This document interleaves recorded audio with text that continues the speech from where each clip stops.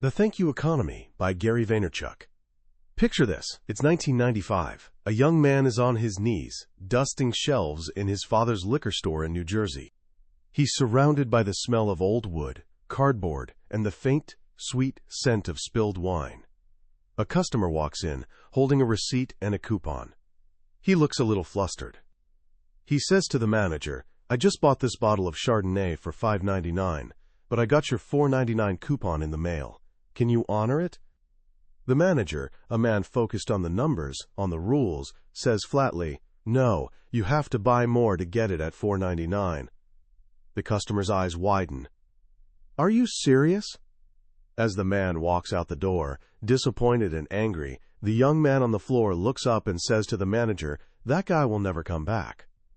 He was wrong. The customer did come back, 2 months later, just to tell them he would never shop there again. That young man was Gary Vaynerchuk. And in that moment, he felt something deep in his gut. It wasn't about the $1, it was about everything else. It was about an opportunity, not to save a dollar, but to make a customer happy, to build a relationship, to earn trust. He knew, even then, that a business is only as strong as its closest customer relationships. Today, we're going to explore his profound book, The Thank You Economy. This isn't just a book about business or social media. It's a story about a massive, earth-shaking cultural shift that's taking us back to the way our great-grandparents used to do business. A time when your reputation was everything, when relationships were currency, and when a simple, heartfelt thank you could build an empire. By the end of our time together, you'll understand why the old rules of marketing are broken, and you'll discover the one timeless principle that will determine who wins and who loses in the new world of business. This isn't about learning a few new tricks. It's about understanding a fundamental change in human connection. And it all started with that $1 argument over a bottle of Chardonnay. Let's travel back even further, to a time our great-grandparents would remember. Imagine a small town. You knew the name of the butcher, Butcher Bob, and he knew yours. He knew your family, knew what cut of meat you liked, and knew to save a ham bone for you in the winter for your split pea soup. Business wasn't just a transaction. It was a relationship built on trust and mutual respect. If Butcher Bob treated you poorly, you wouldn't just keep it to yourself. You'd mention it at the PTA meeting or to your neighbors over the fence. Word of mouth was the original social network, and it was incredibly powerful. A business's reputation, its very survival, depended on treating every single person who walked through the door as if they mattered. Because they did. In a small, tight-knit community, losing one customer could mean losing 10 of their friends and relatives. This was an era of caring. The business was a legacy, a ticket to a better future for one's children. The owners were in it for the long haul. But then, something changed. The world got bigger, and at the same time, more distant. With the rise of the automobile and the sprawling suburbs, those small-town communities began to dissolve. We put more distance between ourselves and our neighbors. Big business emerged, and Butcher Bob's small shop was replaced by a massive, impersonal supermarket chain. The focus of business shifted. It became less about building a legacy and more about satisfying quarterly returns and improving stock options. As our society became more relaxed and informal, big business seemed to take that as a cue. They looked at the customer and thought, well, if they don't care, neither do we. And so began what Vaynerchuk calls the customer service dark ages. Companies started cutting anything that didn't directly boost the bottom line. Gas station attendants vanished. Live human beings on the phone were replaced by endless automated menus. Press 1 to spell your name. Press 2 to place an order. We all griped, but there was nothing we could do. The companies had all the power. They were massive, global entities. What did it matter if they lost one customer or 100? The cost of actually caring for each individual was too high. The ROI, they said, just wasn't there. Then, around 2003, a new train started rumbling across the digital landscape. It was called Web 2.0, what we now know as social media. Suddenly, the silent, isolating internet became chatty, personal, and revealing. The world, as Vaynerchuk beautifully puts it, was transformed into one great big small town. We started checking Facebook in the morning, the same way our grandparents strolled to the diner for coffee and news. We liked a friend's graduation photo the way we would have once nodded approvingly at a neighbor's kid mastering his scooter. We were connected again, sharing the small details of our lives, our thoughts, and our experiences. This was more than just a technological shift. It was a massive cultural revolution. And with it came a gigantic power shift, right back to the consumer. For the first time in decades, people had a voice again. But this time, word of mouth wasn't limited to the PTA meeting. It could travel across the globe in seconds. If you had a bad experience with a company, you could post a frustrated tweet or a status update that could be passed along forever. Suddenly, one disgruntled customer wasn't just one person anymore. They were a potential public relations nightmare. Vaynerchuk tells the story of Giorgio Galante, who, frustrated with AT&T's service, emailed the CEO twice. The response he got was a voicemail from the company's executive team threatening legal action if he contacted the CEO again. The story exploded across the internet. How many people decided right then and there to switch providers? Too many for AT&T's comfort, you can be sure. 5 years earlier, that story would have gone nowhere. Today, you don't need a juicy angle to get attention. You just have to care enough to talk about your experience, and everyone you know might rally behind you. This is the world we now live in. This is the thank you economy. It's an economy where businesses must start thinking like those old-school small-town shop owners again. It's not just about being nice. It's about minding your manners in a very old-fashioned, authentic way. It's about recognizing that the relationship between a business and a customer has fundamentally changed. The one-way monologue, where companies just push their message down our throats, is over. Now it has to be a dialogue, an interaction, a relationship. And this brings us to the first and perhaps most important lesson of the thank you economy. The revolution doesn't start with your marketing department. It starts with your culture. Vaynerchuk points to one single event that made the existence of the thank you economy a matter of public record, July 22, 2009. That was the day Amazon bought the online retailer Zappos for $1.2 billion. Many insiders thought Amazon overpaid. But Jeff Bezos, Amazon's founder, knew exactly what he was buying. He wasn't just buying a shoe company. He was buying a culture. Zappos was famous for one thing above all else, an obsessive, almost fanatical dedication to customer service. They were so good at it that people were willing to buy products from them even when Amazon sold the same things for less. Bezos knew that in the future, the company that outcares everyone else is the company that wins. He saw that culture was the next great competitive playing field. But here's the secret that even Bezos didn't mention in his video about the acquisition. Vaynerchuk argues that to truly succeed, your obsession shouldn't be your competitors or even your customers. The dominant obsession for any leader in the thank you economy must be your employees. Think about it. A great caring culture has to start at the top and flow down through the entire organization like a waterfall.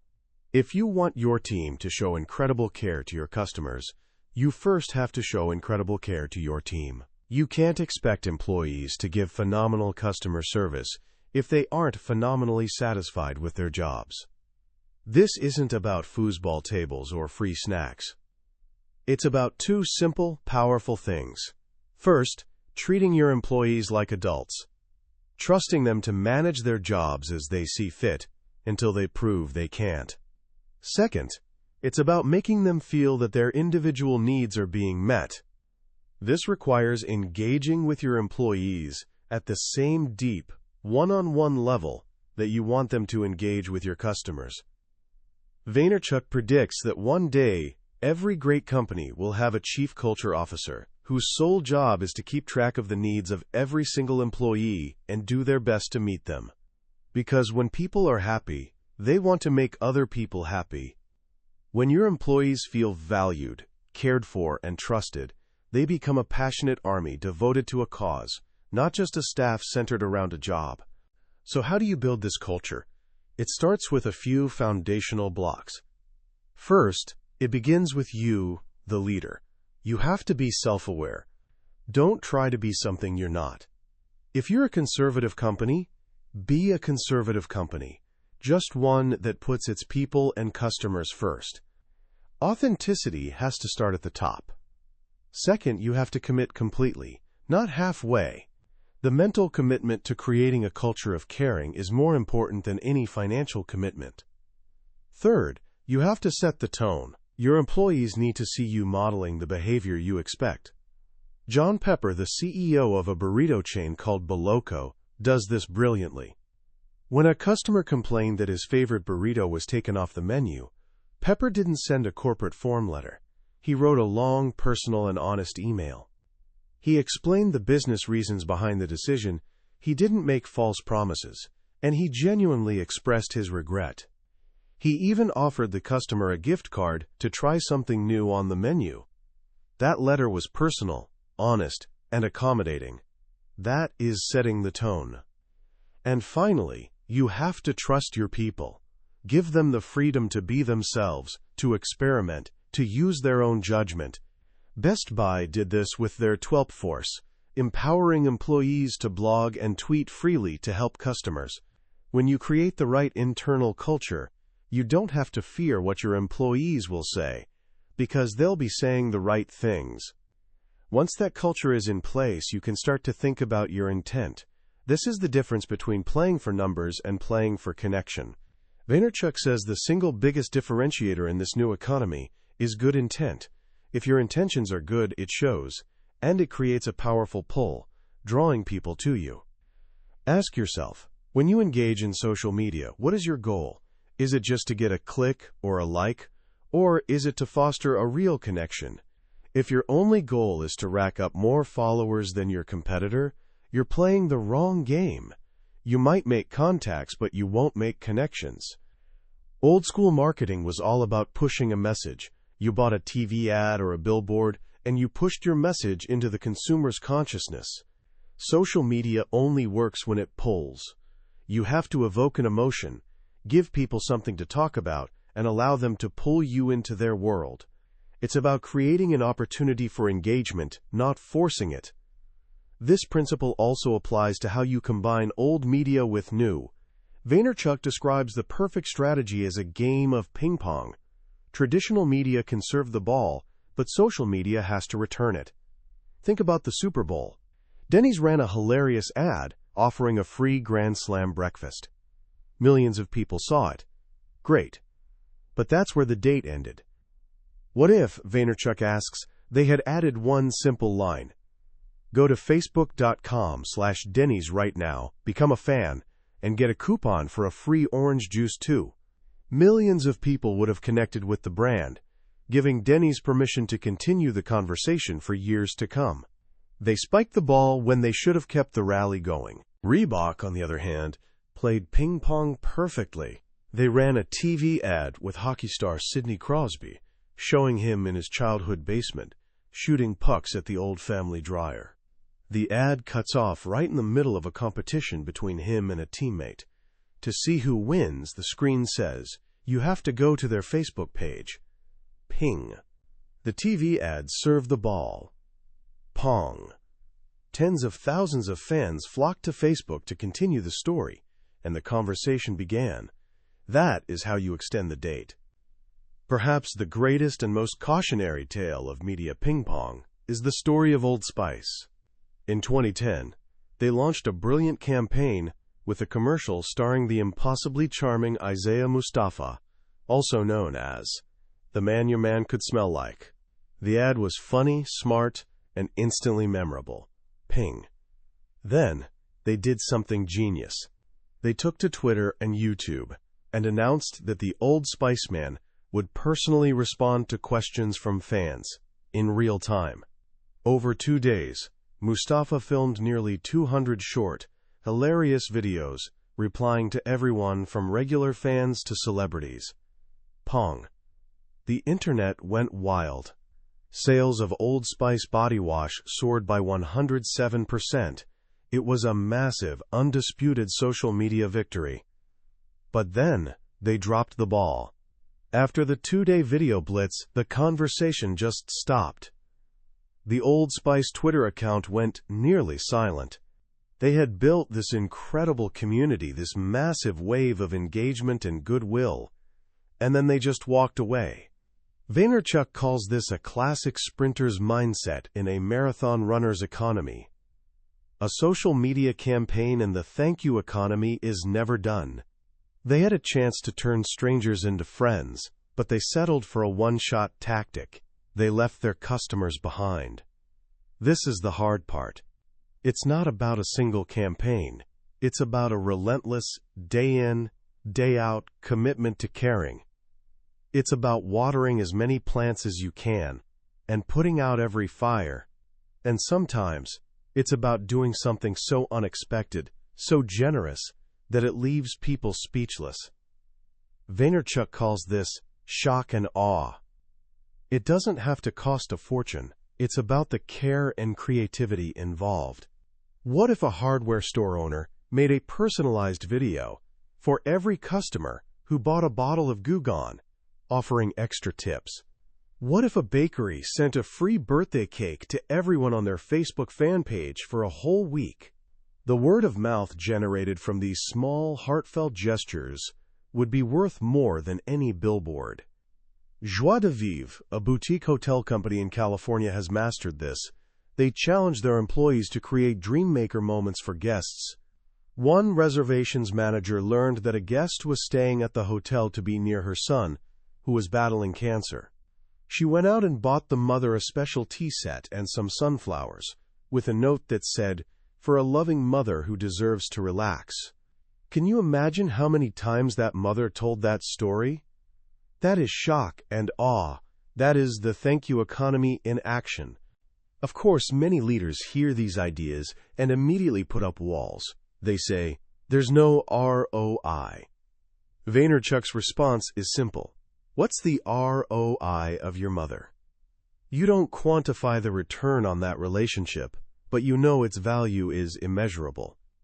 In a world where nearly 70% of people turn to friends and family for purchasing advice, there is absolutely ROI in friendship. Social media is where those conversations are happening. They say we need to control our message. That ship has sailed. The customer you should be scared of isn't the one who complains on your Facebook page. It's the one who has a bad experience, says nothing to you, and never comes back. That's the person who should keep you up at night. They say it's just a trend. No, the platforms might change. MySpace was once dominant, now Facebook is. But the underlying cultural shift, the expectation of communication, transparency, and connection, is here to stay. When your customers move to a new platform, you move with them. The relationships are what matter, not the car they're riding in. Ultimately, the answer is always the same. Are your competitors bigger than you? Outcare them. Are they cheaper? Outcare them. Do they have celebrity endorsements? Outcare them. Your heart is a boundless resource. It doesn't matter if you're a B2B company, like Avaya, which closed a $250,000 deal because they were listening on Twitter. It doesn't matter if you're a small-town burger joint like AJ Bombers, which doubled its revenue by letting its customers help build the brand. It doesn't matter if you're a dentist in San Francisco or a lawyer in Virginia. The principles are the same.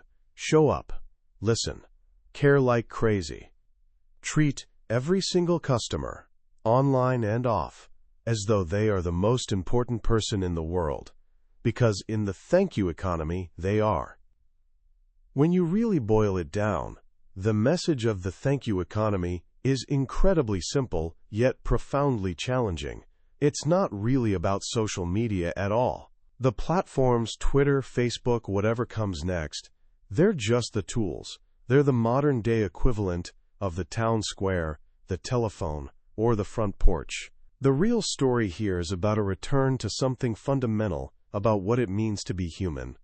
For decades, business got caught up in the illusion of scale. We built systems, processes, and corporate structures that were incredibly efficient at moving products, but terrible at making connections. We optimized for the transaction, and in the process we forgot about the relationship. We built a world where it was normal to feel isolated, unappreciated, and ignored by the very companies we gave our money to. What Gary Vaynerchuk saw so clearly is that technology didn't create a new world, it revived an old one. It gave us back the power of our own voices and reconnected us in a global village. It put reputation, trust, and authenticity back at the center of the equation. It reminded us that business, at its core, is always personal. The most powerful lesson I take from this book is the idea that the way you treat your employees is the way your employees will treat your customers. The idea of a chief culture officer feels revolutionary, but it's really just a modern title for an age-old concept. A leader who understands that an organization's soul is its greatest asset. If you build a culture of trust, empathy, and empowerment internally, the caring will inevitably flow outward. You can't fake it. People's BS radars, as Gary calls them, are too sharp. True, lasting success has to come from a place of genuine intent. So, how can you start living in the thank you economy today, right now? Here are a few simple actions to get you started. First, just listen. For the next 15 minutes, go online and search for conversations happening about something you're passionate about. It could be your favorite hobby, a cause you believe in, or the industry you want to work in someday. Don't post anything. Don't try to sell anything. Just listen to what people are saying, what they care about, what their problems are. This is the first step to empathy. Second, practice shock and awe on a small scale. Pick one person in your life, a friend, a family member, a teacher, a customer, and do something small but unexpected to show your appreciation.